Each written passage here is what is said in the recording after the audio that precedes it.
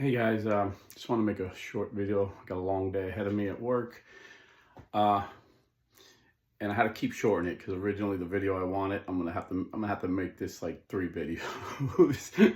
uh, I'm learning how to keep them a little shorter, but today I want to talk about my friend David L. Gray. I met him once. He invited me on his channel. In my opinion, he's a good Catholic. He's a sincere and honest man. And, sometimes Catholics can disagree. Christians of all faiths can disagree. And on the situation with Charlie Kirk, I find myself disagreeing with him. I've seen a couple posts, and at first I was just going to let him go. I was going to comment. I was like, you know what, let me address this because David is a very smart man, and if he's thinking this way, I bet other smart people are thinking this way and don't have a platform to express themselves. So I want to give you the opposite opinion, and you can choose who's right and who's wrong.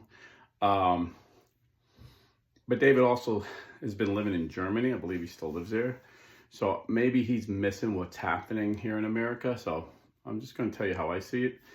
You know, someone born and raised in America, never left the greatest country in the world, the United States of America, never felt the need to leave. So anyway, I'm just a blue collar guy, so take it for what it's worth. So this is the first post I seen. There were two. No, that's the second one I seen. This was the first one I seen the other day.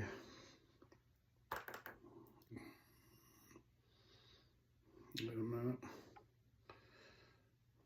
I'm sorry.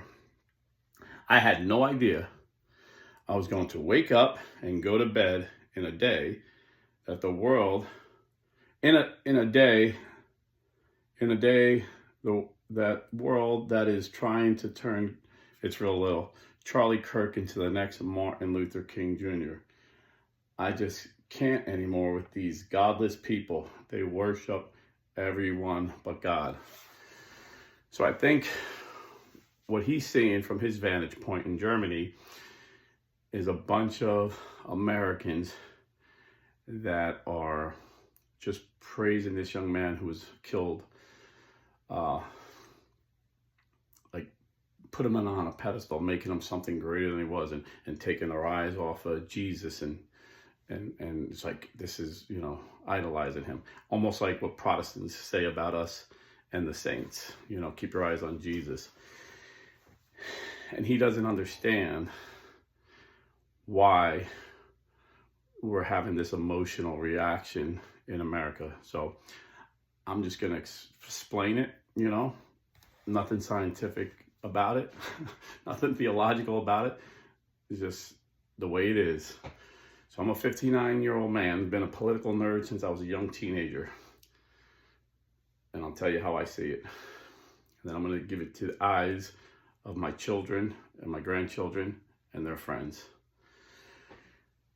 A few years back, my two oldest sons went to a mutual friend's MMA gym.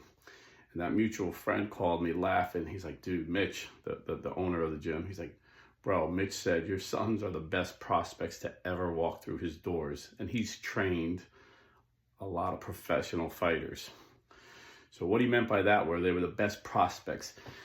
They had the best raw, natural talent, something you can't teach a fighter. Some people are born fighters, some people are trained to be fighters. But they did have a background in wrestling, high school wrestlers. My oldest son was a judo player, and they were both very successful. That's what he meant. When I seen Charlie Kirk for the first time, I said to myself, I have never seen a better prospect walk through the door of politics than this young man. In fact, at 31, I have not seen anyone. The only people that we have on our side, conservatives that support the unborn children and pro-traditional families, the only people I've seen on our side that are even close, that were close, were J.D. Vance and Marco Rubio, who, as a side note, would be a great ticket in 2028. But I haven't seen anyone with the raw natural talent to express the political beliefs he has since Ronald Reagan. Now, I've seen it on the left, even though I oppose everything Bill Clinton was for. I mean, and then he got whacked in his first midterms. He came to the center, hired Dick Morris, a Republican strategist, to help him get the conservative part of the country back on his side. So after that, I know he didn't believe what he was talking about, but I probably agreed with him 50% of the time.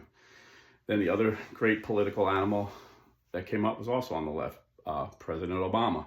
Although I disagree with 100% of the socialist ideas, I have to admit he was a brilliant politician. He blew the sweetest smoke. He had the average American thinking that he was a moderate. But we've never had anyone like Charlie, because Charlie is 100% authentic. The left, young people, you look at the left's future, what do they got? AOC? She's probably the dumbest person in politics. And she is so inauthentic. She's an actress, a literal actress, a bartender from an upscale town pretending she's some tough Bronx chick. Kirk was authentic, and it came through. So for us guys, I'm 59, and so many of my friends are like my age. We saw him as the future of the Republican Party, the conservative. So I'm talking politics. I'll get to the religious part in a second. We seen Charlie as our future, the next Ronald Reagan, and even greater. He was 31. You got to be 35 to be president. So he had 40 years to hone his skills. Plus, he was loyal.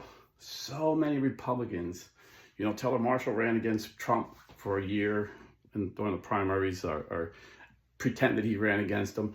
So many people stabbed Trump in the back. This guy was always loyal. Okay? So as far as politics, us older guys seen him as the future. Now, as far as the younger guys, he went on college campuses, the most liberal college campuses, and he represented all the students there that were maligned and slandered because of their conservative beliefs. He was their voice. They watched him with no college, never stepping foot in college, destroy PhDs or professors that made fun of conservatives, destroy them in debates, made them look silly, and put it all over the internet. Debate all of their fellow students that maligned and slandered them and made fun of their conservative beliefs. He was their spokesman, and he did it in such a kind, gentle way, that he won a lot of liberals. He won a lot of liberals. I've seen it. He changed them. Where they're like, "Oh, we thought you were this horrible person, even though I disagree with you. Thank you." He gave them a voice. He was all about freedom of speech. He would put up a microphone and have a sign, "Change my mind."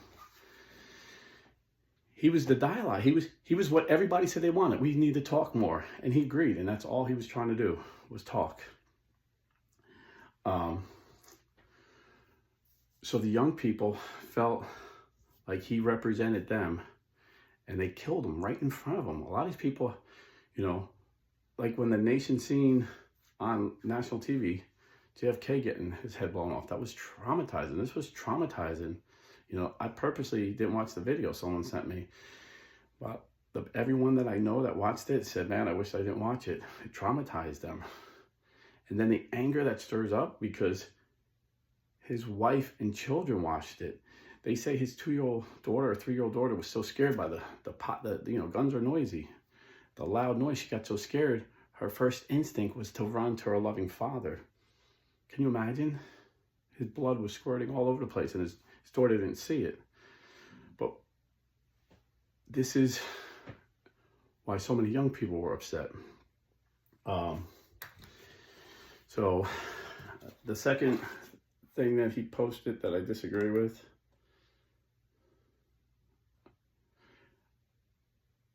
I'm old enough to remember a time when Republicans were against cancel culture. Now, anyone who abuses the freedom of speech to blaspheme the holy political martyrdom of social saint Charlie Kirk gets doxxed and fired from their job. If only Jesus could have 1% of the energy you people spend on protecting your golden calves. Say a prayer for the souls in purgatory before you go to bed.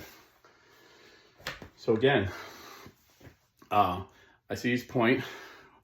We're all about free speech. We're not about doxing people.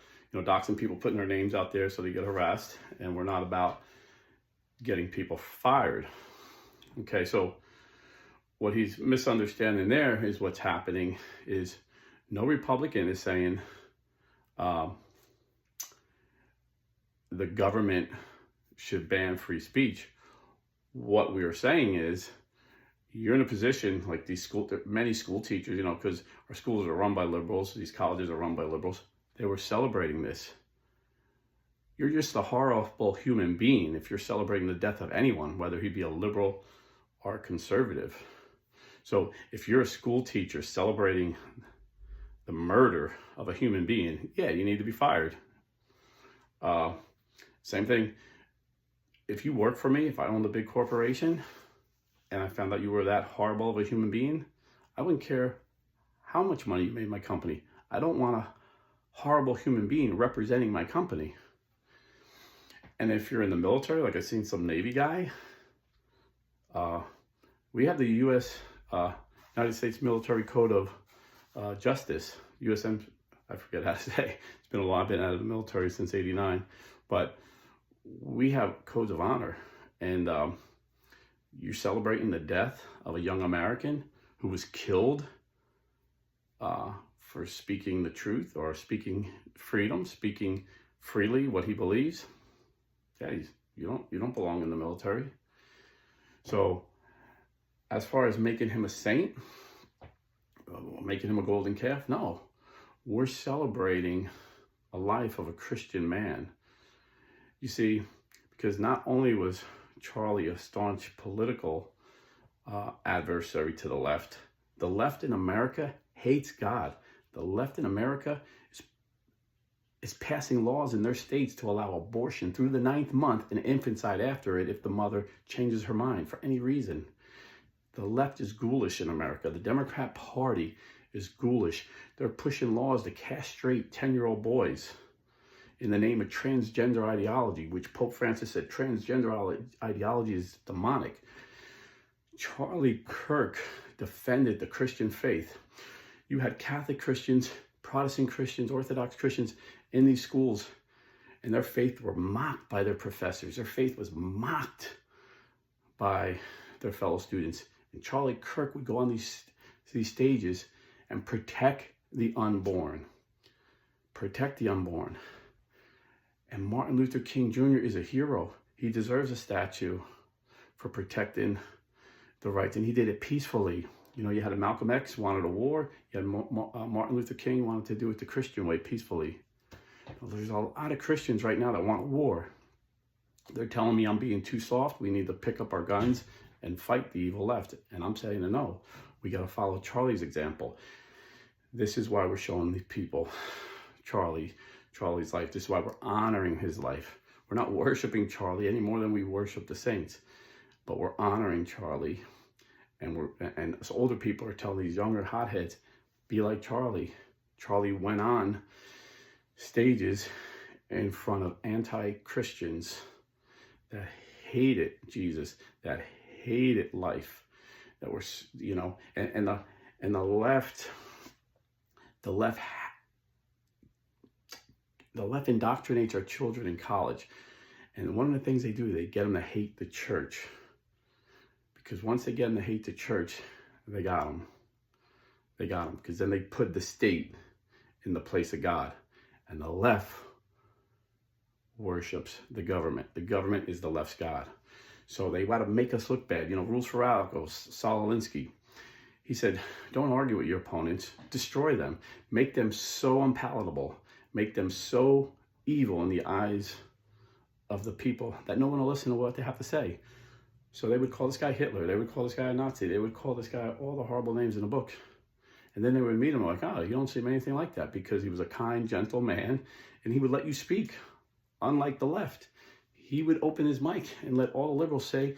He wouldn't interrupt them. He would let them speak, And then he would tell them why they were wrong. And he was a staunch defender of the unborn children, staunch defender of pro-life issues, pro-traditional marriage. He stood up as a Christian, and all those Christian children and these kids who grew up in Christian homes, they went off to college and they didn't even know what hit them when these professors mocked their faith. Then you have Charlie with no college destroying the arguments of the pro-abortionists, destroying the arguments of the pro-transgenders, destroying the arguments of the communists and socialists and atheists. So this is why we miss him. This is why we're honoring him.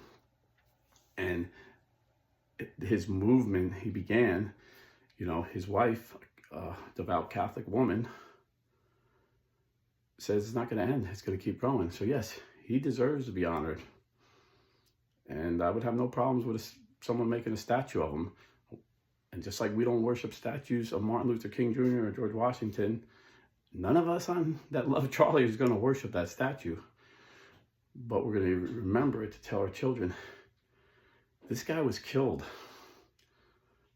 for speaking freely. This guy was killed because although he had warnings that his life was in danger, he trusted it was God's will to get up in front of thousands of people and show them the love of Christ, to speak about the love of Christ, to protect the unborn, the greatest genocide. People want to say, oh, well, you're like Charlie, but he supported a genocide in Israel, which that's an argument for another day, The enemy of good is Hamas. They're the guys who, that's another argument. Like David Gray always says, I can't. But but anyway, the greatest genocide right now is the unborn. More unborn children are being murdered than all the wars combined. So yeah, so David, I love you, man. I know you're saying this from a good place in your heart. There's a lot of grifters out there. They're saying lies and crap that I wanted to address, but I don't have time because I got to get to work. I'm actually running overtime here. Anyway, just my thoughts.